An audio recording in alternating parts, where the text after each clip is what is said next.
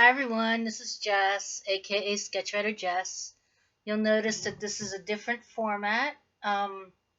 Today there is no tarot reading. It's Mental Health Monday. I think for Mental Health Monday, I'm not going to do tarot readings. I feel like Mental Health Monday is really kind of a chance to regroup and see the things that I want to work on, the things that I feel like the things that are going well, things that aren't going so well, kind of like a check-in. And it's also for people who also have a mental illness, for them to feel like they're not alone in this. So um, I've decided to leave the tarot cards out of this segment of my week. However, on Sundays and Tuesdays, I definitely have readings. I have twin flame readings, and that's another thing I'll touch on too. And then Wednesdays, I'm still not sure. I'm thinking I'm still going to do a tarot reading for that day just to have like a basic energy spread. Um, we'll see. Let's see. I do 3 twin flame readings a week. One of them I do off camera completely, and I don't have video of it, and I just write the story. And there's a picture of the spread, and that's in my shop. So like the readings that aren't on video and the readings that are like they're not on the blog at all. They're just written up and they're in my shop. Those I do on Thursday, and Thursday is my day to basically just tell you what products I have in my shop and I guess check in again, see what's going on.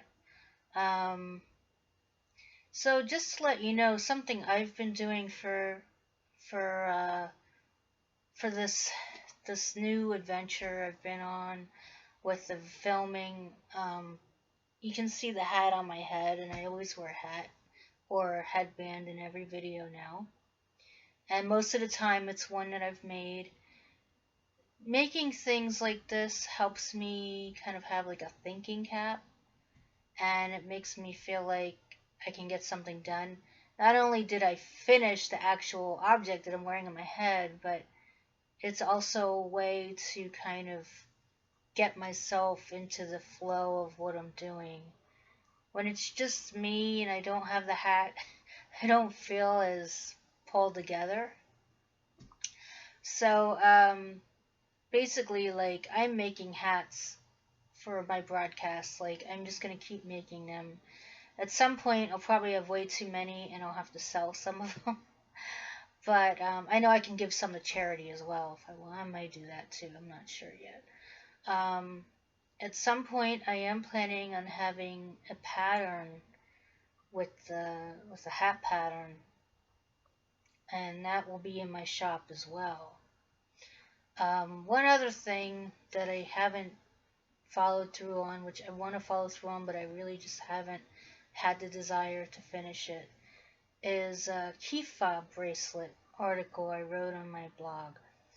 I did the first part that shows how to make the paper beads for it, but I haven't done the next 2 parts, which is making the key ring part and then doing the elastic stringing part. I haven't done those 2 yet. Um, I'm probably gonna do them sometime maybe in August before the fall picks up.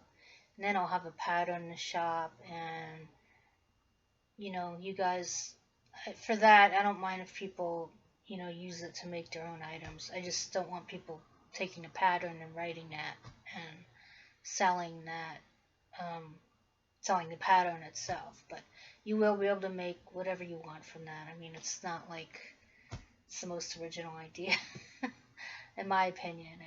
I think it's an idea for everybody. So most of the things I make, I intend to make them so other people can get use out of them as well as just having it. And that goes for most of my patterns. The only things that I do have a stipulation on are the coloring pages. and the bookmark coloring pages. Those you can't sell. You can't do anything with them to sell. If you want to do things personally, like if you want to make some and give to charity, that's fine. I don't mind that. But they're very personal to me, and I don't know. I just don't feel right about people making money off of those. So, there's a difference between making a key fob bracelet that you can customize any way you want and taking a personal piece of art and doing something with it and then selling it. Even if it's unrecognizable, like a collage or something, I still wouldn't feel right about it. So, for those, you can't do that. But I try to make patterns, so most of them people can make things for sale. I also have other patterns that I had sold in the past, and I had a scarf pattern that I made, and I sold about 8 copies. I actually sold some to a yarn shop, and I sold some on Ravelry, and there's actually one pattern I haven't collected the money on, and it's like from 10 years ago. So I don't know how to like return the person's money because it's like stuck in the Ravelry bank. I feel bad. I hope it never like cleared because I never took it out. But I feel bad for that. Um, but anyways, if it never took out, then I guess it's never taken out before. I'll have to contact Ravelry on that. But I know I'm a bad business person. But I made a scarf pattern, and it really was a nice one. But what happened was I wanted to update the colors, and I cannot find the right yarn for the scarf. There's a part of the scarf that has like these stripes in it. And the way that they made gradients back at the time that I made that scarf is very different than how they do it now. The color changes were just a little shorter, but they were still longer than, like, let's say like a red heart ombre or something like that. And the company that makes them stopped making those yarn balls. They didn't go out of business. They just stopped making that particular collection of yarn. I guess it had run its course. And so for all these years, I've been trying to get that same effect that I had in the original scarf. And it's taking forever to try to figure it out. And it's like, drives me crazy that I can't find the right yarns. It's like there's so many yarns, and I've done it in all different things. I've done it in really nice fancy yarn. I've done it in, just basic red heart. I've done it in Karen cakes. Like, in fact, the first one I did was done with Barocco yarn, so that was really nice. I like using Barocco, but they don't make the one that I used in that scarf that made such a great effect. So, sorry I'm babbling. But I do want to show you something.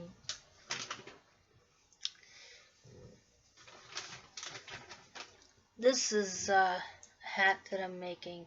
I used 2 balls of a yarn called Marl Virgo, and it's some kind of superwash merino.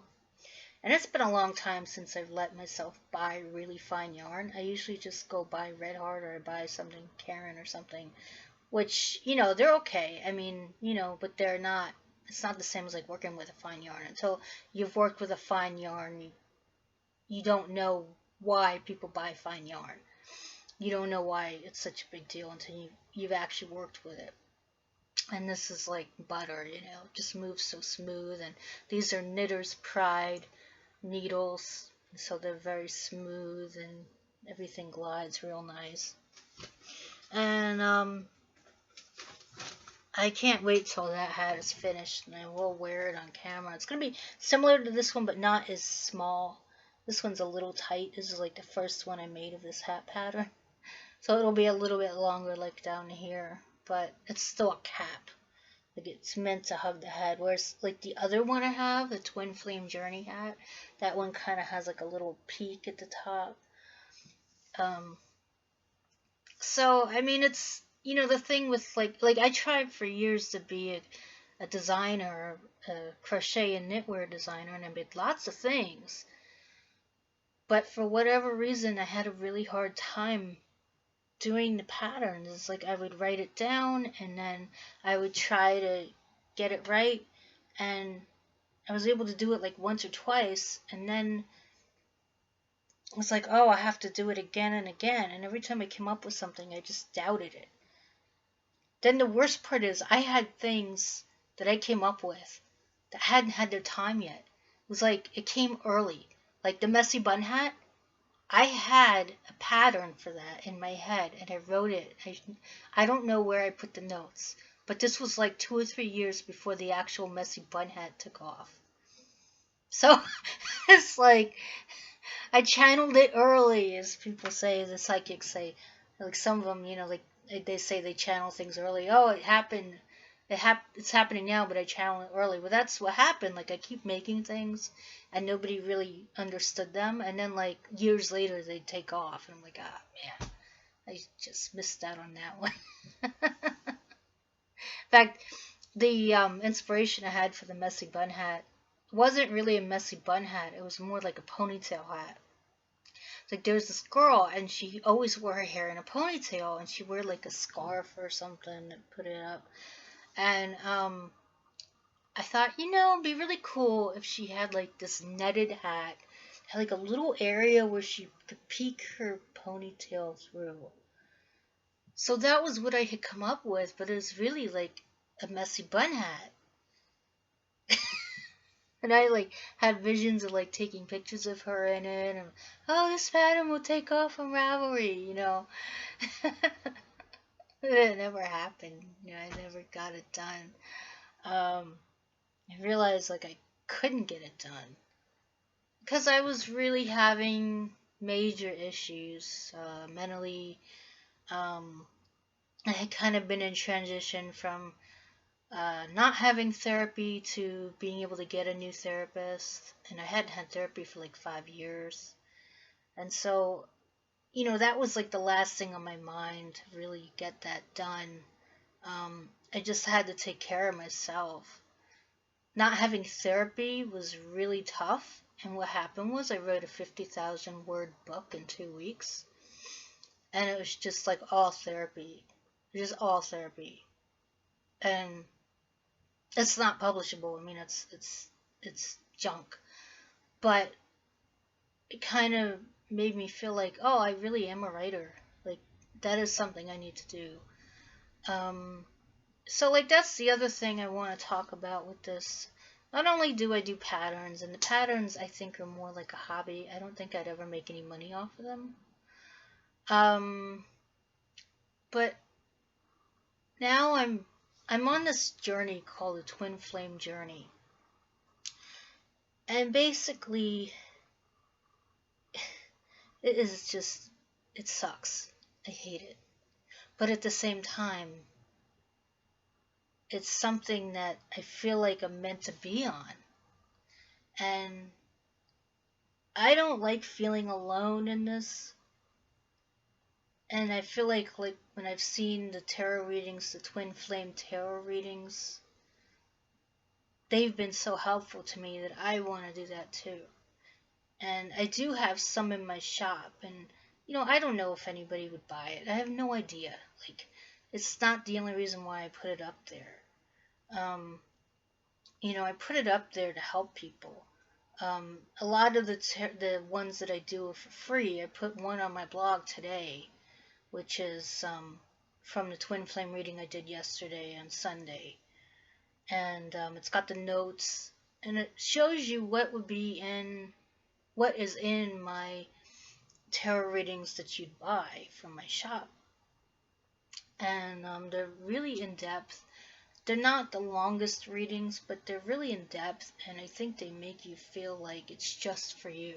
If it's the thing that you're going through, then that's what you're going through, and it's there for you to look at. And if you bought one of my readings, it would give you comfort perhaps, and you could look at it and like think about it and feel like, oh, I'm not alone in this. There's somebody who understands that there's a spiritual component to relationships. What I find with this Twin Flame journey that is just so frustrating is that I feel like I keep finding people and I think they are the one, and then I really have no closure on it when it doesn't happen, when it goes away. And I mean, this one person that I thought was kind of could be a twin flame.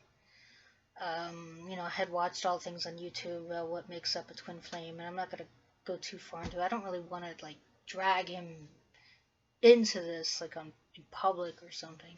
I mean, I talk about him, but I don't like say his name or anything like that. But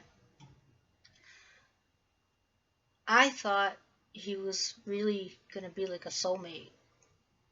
I just felt connection with him, and we had planned to go out, and then there were lots of things that happened, personal things that happened in my life, and I have no idea what happened in his life, but he just decided to stop talking to me. And I went to see him, and he treated me like shit. And then, like, he's a bartender, and so I went to see him. And I said, "Oh, I'll come in and see you, I guess," because he hadn't talked to me. And I went in there, and he, like, fake ignored me, and it hurt. And then at the end of the night, he was talking to me, and he was like gonna cry any second. He was like crying. His voice was like wavering, and he was gonna cry. And then he had to pull himself together. And I'm like, that's fucked up. Like, I shouldn't, I shouldn't be with somebody who's like that. Like, they're gonna act like that. They're immature, and it doesn't matter what is going on in their life. To treat somebody like shit for just because you feel like that's the right thing to do. Like, I really thought I had a connection with this guy, and he just absolutely just did a 180. I have my own theories as to what happened, but uh, I don't know. I don't know. I don't even know if he even knows that I do videos or that I'm on Instagram or anything like that. But at this point, I think I've realized that he's out of here. He has no interest in me whatsoever. And I mean, there's an open-ended text on my phone, and I texted him, and it's just sitting there. And I thought, oh, maybe he'll just block my number. And then I go, maybe I should just block his number, like, right? But then I'm like, I'm not immature, and I don't want to just block somebody without giving them an option to say something, to explain what the hell happened. But I don't know. So anyways, I don't want to block myself off from the possibility of new people who are twin flames too.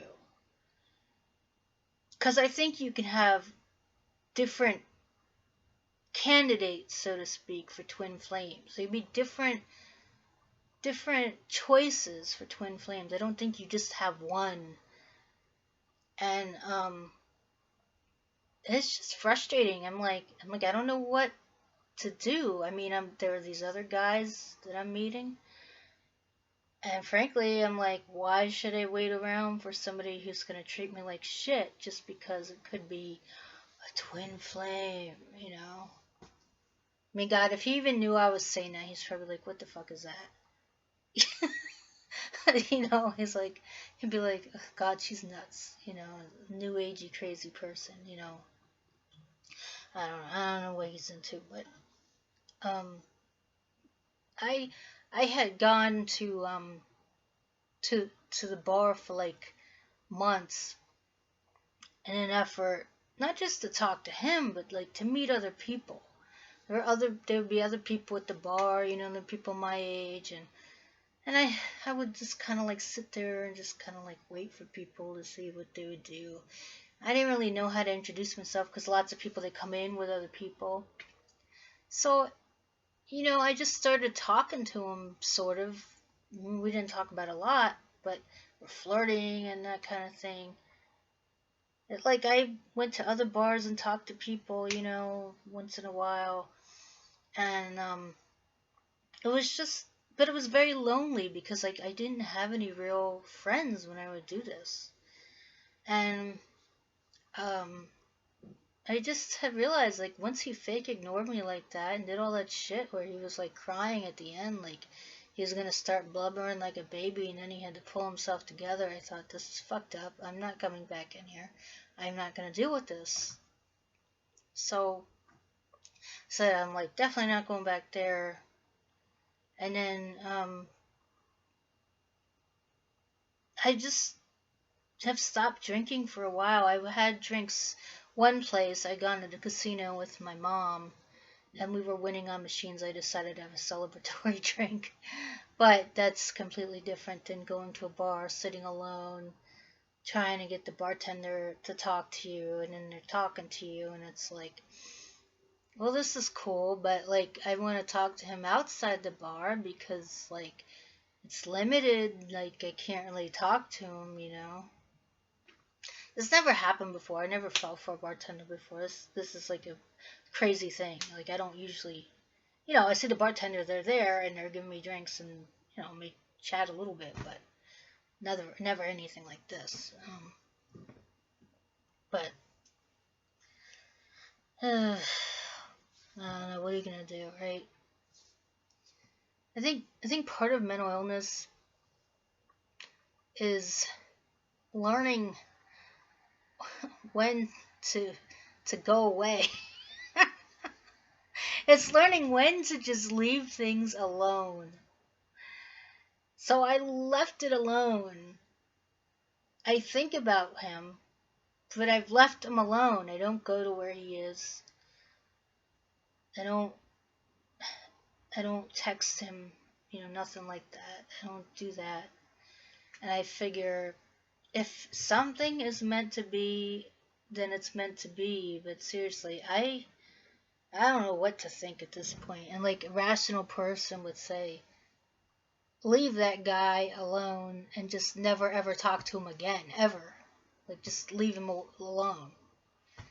And difficult because just had some intense experiences. It's the only way I can describe it. I mean, we never had sex. I mean, we never did anything. But it's hard to explain. And we had real interactions, and um, it, I don't know. It's like it's left me speechless. I try to talk about it, and it sounds stupid. It's like somebody's gonna watch this and say, "What? What?" Like nothing happened, and you're still thinking about them. Like what the hell? Yeah, that's how intense the interactions were. Just a lot of flirting and a lot of stuff. And so I don't know. I mean, I've seen other guys, and I'm like, maybe I should just like date somebody else because this whole thing is stupid. I think it's done. Stick a fork in it. It's done, right? So I'm just like just leave it alone. Just leave it alone. And maybe there's another person who is a better fit for me. I think sometimes, I think people who have a mental illness, not all people with a mental illness, but especially if you have bipolar disorder, there's almost like something in you that wants a little bit of friction. Wants some friction.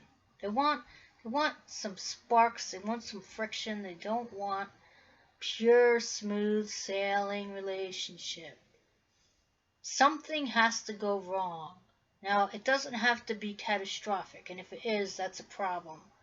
But, something always seems to have to go wrong. And I really believe that one needs to take that into account and be careful with that, because you could end up being with somebody who could really mistreat you bad, and that's what I'm like nervous about with somebody like this guy that he dealt with. That, what's this problem? Like, you know, Ugh, I don't know, just it's really annoying. Sorry that I had to talk about that, but that's why I do the twin flame readings. It actually has given me hope that maybe I can help people with their relationships. I can help them find the things that to bring them together. And then there are people who are like looking for their twin flame, and they're working on themselves. So that's what that's all about, and I'll continue to do it even when I do have twin flame finally. I'll continue to do them. I think it's a worthy thing to find a soulmate that you connect with, that you can do good things with for the world. I think that's a really beautiful thing. And I think I'll leave it at that. So tomorrow is Twin Flame Tuesday, and I'll bring you another wonderful reading. And I'll be posting that one on my blog as well. So I'm Sketchwriter Jess on Instagram. I post things on there sometimes. I'm Sketchwriter Jess on most platforms. So I'll see you soon. Bye.